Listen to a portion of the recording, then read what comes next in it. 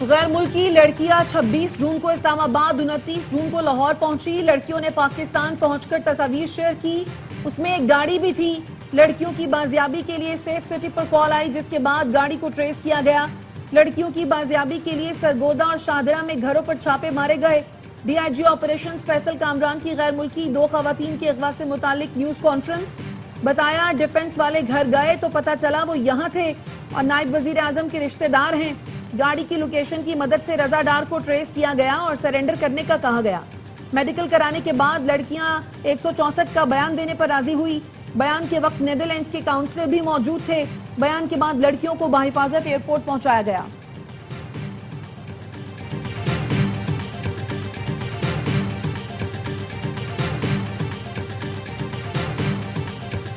اسلام آباد میں خاتون کو بچاتے ہوئے پاک فضائیہ کے بہادر گروپ کیپٹن عاصم شہید۔ پولیس کے مطابق ابتدائی اطلاعات کے مطابق موٹر سائیکل سوار ملزم خاتون کا ہاتھ زبردستی کھینچ رہا تھا۔ گروپ کیپٹن کی مداخلت پر ملزم سعد نے ان سے بد کلامی کی اور فائرنگ کر دی، جس کے نتیجے میں گروپ کیپٹن عاصم شہید ہو گئے جبکہ ملزم فرار ہو گیا۔ خاتون نے بتایا ملزم دفتر کا کولیگ تھا جو سعد کام پر لے جانے کا کہہ رہا تھا اور راستہ تبدیل کر کے کہیں اور لے جانا چاہتا تھا، جس پر مزاحمت کی۔ گروپ کیپٹن عاصم شہید نے بروقت مداخلت کر کے مجھے محفوظ کیا۔ وزیر داخلہ محسن نقوی کا گروپ کیپٹن عاصم طارق کی شہادت پر اظہار افسوس۔ ایران کے شہید سپریم لیڈر علی خامنائی کی نماز جنازہ تہران میں ادا کر دی گئی۔ تہران میں فضا سوگوار، ہراں کشکبار۔ سپریم لیڈر کے ساتھ ان کی صاحبزادی، داماد، بہو اور نواسی کی بھی نماز جنازہ پڑھائی گئی۔ شہید کے 3 بیٹے ایرانی صدر مسعود پزشکیان، اسپیکر باقر قالباف، وزیر خارجہ عباس عراقچی سمیت دیگر حکومتی شخصیات کی شرکت۔ پاسداران انقلاب کے کمانڈر جنرل احمد واحدی اور قدس فورس کے کمانڈر اسماعیل قانی بھی شریک ہوئے۔ لگ بھگ 1.5 کروڑ افراد نماز جنازہ میں شریک ہوئے۔ جمعے کو پاکستان، سعودی عرب، قطر، ترکی سمیت 100 ملکوں کے قائدین اور وفود نے علی خامنائی کی تعزیتی تقریب میں شرکت کی تھی۔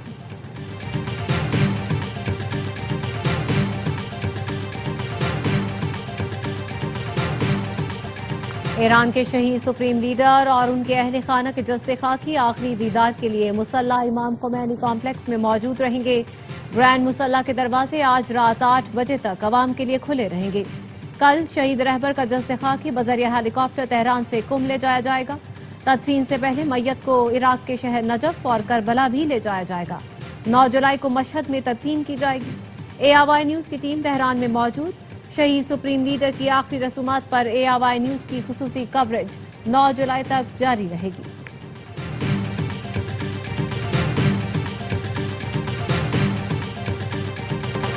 ایرانی عوام کو خامنائی کے لیے روتا دیکھ کر حیران ہوں، سمجھتا تھا ایرانی ان سے نفرت کرتے ہیں۔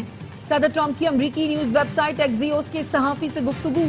کہا اگر چاہتے تو خامنائی کے جنازے میں موجود تمام افراد کو نشانہ بنا سکتے تھے، لیکن ایسا نہیں کریں گے کیونکہ اس صورت میں مذاکرات کے لیے کوئی فریق باقی نہیں رہے گا۔ ایران اور امریکہ نے باہمی اتفاق سے مذاکرات میں عارضی وقفہ کرنے کا فیصلہ کیا۔ ایرانی معاہدہ کرنے کے لیے بےتاب ہیں۔ اسرائیلی وزیر اعظم نیتن یاہو نے وائٹ ہاؤس میں مجھ سے ملاقات کے لیے درخواست کی ہے۔ ہمارے درمیان اچھی ہم آہنگی ہے۔ نیتن یاہو جانتے ہیں باس کون ہے۔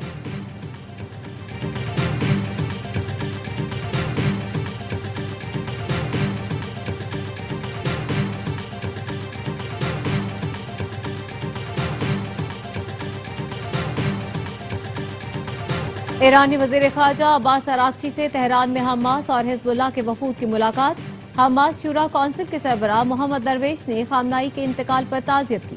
ایرانی وزیر خارجہ نے حزب اللہ کی اسرائیل کے خلاف مزاحمت کو سراہا۔ عباس عراقچی کا کہنا تھا ایران مزاحمتی قوتوں کی حمایت جاری رکھے گا۔ ٹیلی کام بل کا ہرگز یہ مقصد نہیں کہ کسی کی نجی پراپرٹی پر قبضہ ہونے جا رہا ہے۔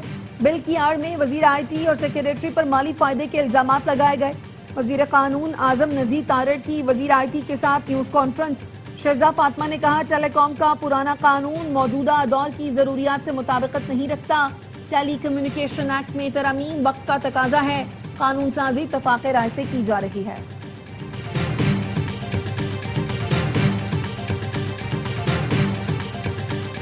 سیاسی اعتماد کو مضبوط معاشی شراکت داری میں بدلنے کا وقت آ گیا۔ پاکستان اور ترکی نے ہر مشکل گھڑی میں ایک دوسرے کا ساتھ دیا۔ نائب وزیر اعظم اسحاق ڈار کا پاکستان ترکی بزنس کانفرنس سے خطاب، کہا ہمیں اپنا انحصار ایک دوسرے پر رکھنا چاہیے، کسی اور پر نہیں۔ ہم اتحاد کے ساتھ دنیا کی ہر منڈی اور کمپنی کا مقابلہ کر سکتے ہیں۔ دنیا میں خوشحالی کے لیے معاشی سفارتکاری ناگزیر ہے۔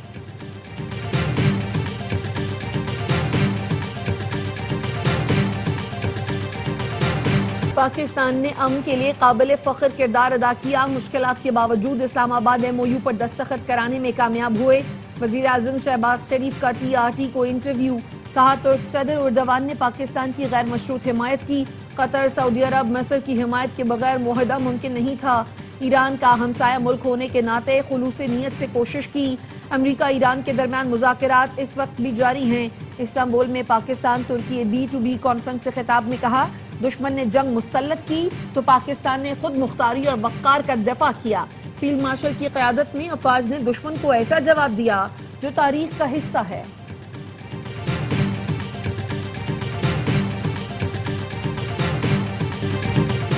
کیپٹن کرنل شیر خان شہید، نشان حیدر کی 27ویں برسی۔ IG فرنٹیئر کور KP نارتھ نے ثوابی میں شہید کے مزار پر حاضری دی، پھول رکھے اور فاتحہ خوانی کی۔ فیلڈ مارشل سید عاصم منی، نیول چیف، ایئر چیف اور مسلح افواج کا کیپٹن کرنل شیر خان کو خراج عقیدت۔ ISPR کا کہنا ہے کیپٹن کرنل شیر خان شہید نے کارگل مارکے میں بے مثال جرأت، غیر متزلزل عزم کا مظاہرہ کیا۔ شہید کی قربانی، بہادری، بے لوث خدمت کی ایسی میراث ہے جو ہمیشہ زندہ رہے گی۔ صدر زرداری، وزیر اعظم اور وزیر داخلہ کا خراج عقیدت۔ صدر آصف علی زرداری نے پیغام میں کہا کیپٹن کرنل شیر خان شہید کی لازوال قربانی ہمیشہ زندہ رہے گی۔ پاکستان کے شہداء ہمارا قومی سرمایہ ہے۔ وزیر اعظم نے کہا بے مثال بہادری اور جرأت کے دشمن نے بھی تعریف کی۔ شہید اور ان کے اہل خانہ قوم کے لیے قابل فخر ہیں۔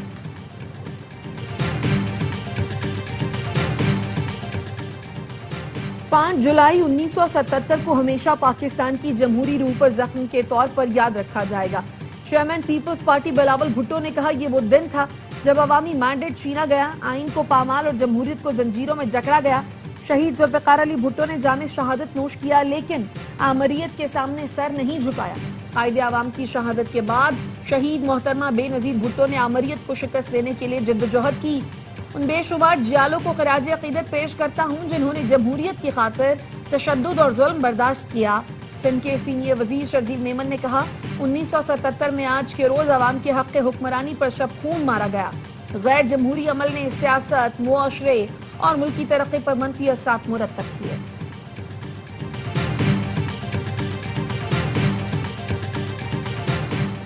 آزاد کشمیر قانون ساز اسمبلی کے انتخابات، الیکشن کمیشن نے امیدواروں کی حتمی فہرست جاری کر دی۔ 45 حلقوں سے 852 امیدوار الیکشن میں حصہ لے رہے ہیں۔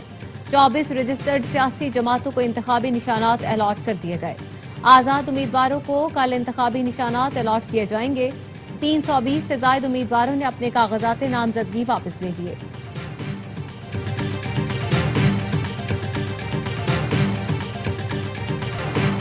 پاکستان کا دورہ ویسٹ انڈیز اور انگلینڈ کے لیے ٹیسٹ اسکواڈ کا اعلان۔ شان مسعود کی جگہ بابر اعظم دوبارہ کپتان مقرر۔ شاہین آفریدی، نسیم شاہ اور نعمان علی ٹیم سے باہر۔ علی عثمان، اویس ظفر اور عبید شاہ پہلی بار ٹیسٹ اسکواڈ میں شامل۔ سعود شکیل دورہ انگلینڈ کے لیے منتخب، شمولیت فٹنس سے مشروط۔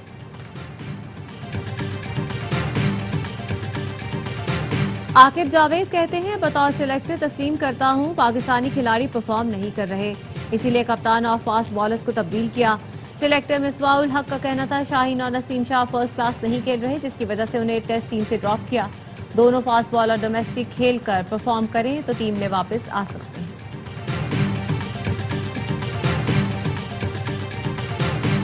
امریکہ کے یوم آزادی پر جشن، واشنگٹن میں 1.5 لاکھ افراد کا اجتماع، نیو یارک سے سیاٹل تک شاندار آتش بازی۔ واشنگٹن میں امریکی ایئر فورس کا فلائی پاس۔ واشنگٹن میں تقریب سے خطاب میں صدر ٹرمپ نے کہا امریکہ آج دنیا بھر میں امید کی کرن ہے۔ امریکی فوج جتنی طاقتور آج ہے پہلے کبھی نہ تھی۔ ایران کی فوج کو مٹا کر رکھ دیا۔ امریکہ عظیم ہے اور عظیم رہے گا، اسے کبھی ناکام نہیں ہونے دیں گے۔ ایسا کوئی چیلنج نہیں جو امریکی پورا نہ کر سکیں، ایسی کوئی جگہ نہیں جہاں ہم جا نہ سکیں، ایسا کوئی ہدف نہیں جو ہم حاصل نہ کر سکیں۔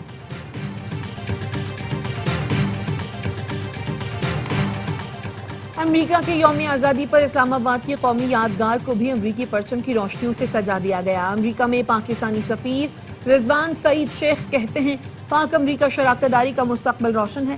لاہور کے تاریخی شاہی قلعہ میں امریکہ کے 250ویں یوم آزادی کا جشن، رنگا رنگ تقریب کا اہتمام لاہور میں امریکی قونصلیٹ نے کیا۔ سینئر صوبائی وزیر مریم اورنگزیب کی بطور مہمان خصوصی شرکت۔ وزیر اعلیٰ پنجاب کی جانب سے امریکی عوام اور حکومت کو مبارکباد۔ مریم اورنگزیب نے کہا کئی شعبوں میں دونوں ممالک مل کر کام کر رہے ہیں۔ امریکی قونصل جنرل اسٹیٹس اینڈ سینڈرز کہتے ہیں شاہی قلعے کی بحالی کے لیے امریکہ نے $12.5 لاکھ خرچ کیے۔ امریکی کمپنیاں پنجاب میں سرمایہ کاری کر رہی ہیں۔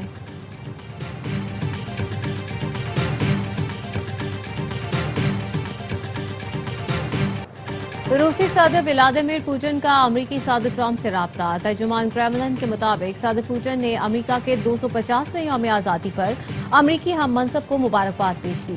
صدر پوٹن کا کہنا تھا آج روس اور امریکہ دنیا کی 2 سب سے بڑی ایٹمی طاقتیں ہونے کے باعث عالمی امن و استحکام کی ذمہ دار ہیں۔ انہوں نے امید ظاہر کی ماسکو واشنگٹن کے درمیان تعمیری، مساوی اور باہمی مفادات پر مبنی تعلقات دونوں ملکوں اور عالمی برادری کے مفاد میں ثابت ہوں گے۔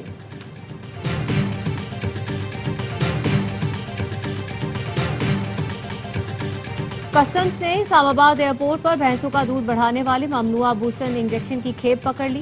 دبئی سے اسلام آباد پہنچنے والے مسافر کے بیگ سے 8,900 انجیکشنز برآمد۔ محکمہ کسٹمز کے مطابق انجیکشنز کی مالیت 1 کروڑ روپے بتائی جاتی ہے۔ ماہرین کے مطابق انجیکشنز کے استعمال سے بھینسوں سے حاصل ہونے والا دودھ مضر صحت ہو جاتا ہے۔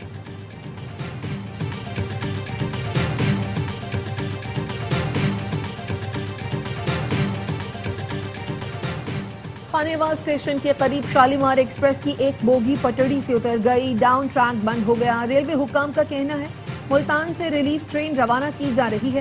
شالیمار ایکسپریس لاہور سے کراچی جا رہی ہے۔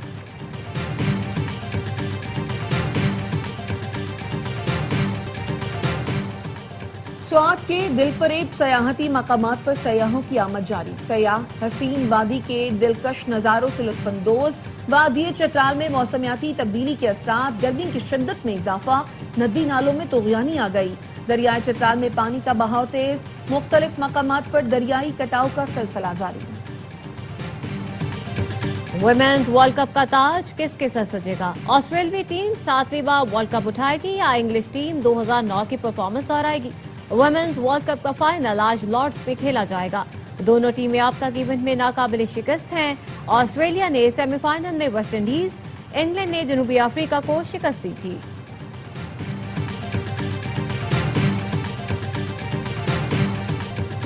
اور بھارت کو آئرلینڈ کے بعد انگلینڈ کے ہاتھوں بھی ہزیمت کا سامنا۔ میزبان انگلش ٹیم نے دوسری T20 میں 4 وکٹ سے پچھاڑ دیا۔